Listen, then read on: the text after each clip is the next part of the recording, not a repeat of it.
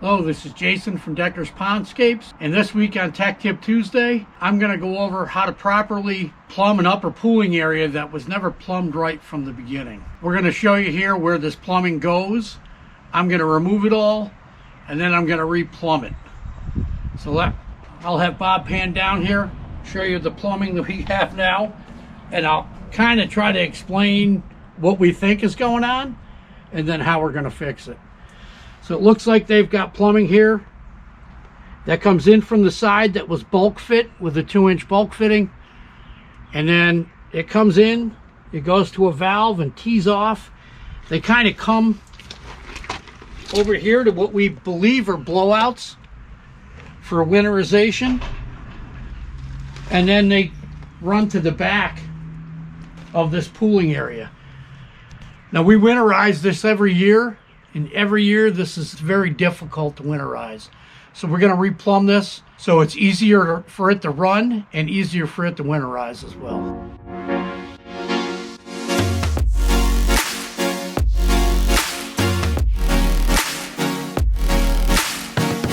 So I've got all this old plumbing removed. This is what it consisted of. I could not make heads or tails of what was going where and what was doing what. So we're going to go ahead now that this is all removed, and we're going to replumb this.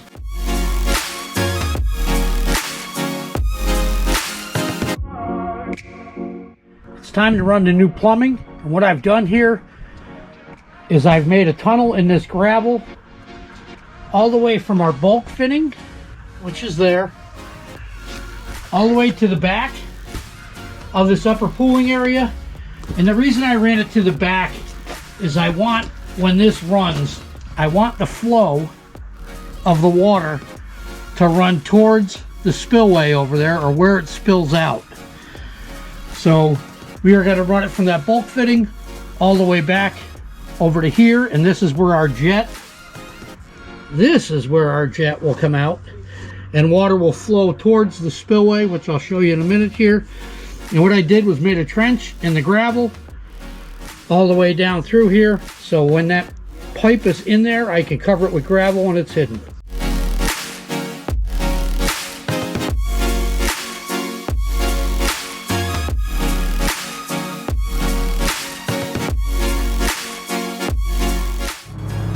So I finished plumbing everything. What I did was run our plumbing from over here to 2-inch bulk fitting to the back here. We'll show you in a minute where everything is. And what I did was I ran that jet all the way to the back. We've got a blowout, so it's easy to winterize. Bob won't be killing himself or wondering what's going on. What's going on? I can't figure this thing out. But we've got it all solved now. So go ahead and show you what we did. So coming out of our 2-inch bulk fitting, we went with the 2-inch male adapters, a couple 90s, which I hate to use, but I use them in this application just to stay tight to that liner. The only reason I don't really like use them is it restricts the flow a little, but I don't think it's going to restrict it that much in this case. So we ran it there, come out, we ran our pipe all the way to the back. Come on back here.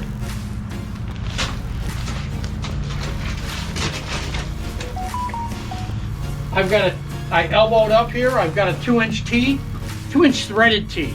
And I've got that threaded, so when we go to winterize this, we can plug that, and now we've got our blowout here so we can winterize it. We'll take this plug out, put that one in, and then we can blow this back so there's no water in that line for the winter. All I've got left to do is go ahead and cover this all back up with the gravel, which I'll do in a minute. I hope this is helpful. If this is the sort of thing you like, give us a thumbs up, subscribe, leave any comments or questions in the comments section. Hit that bell for notifications, ding ding, and tune in every week for another Tech Tip Tuesday.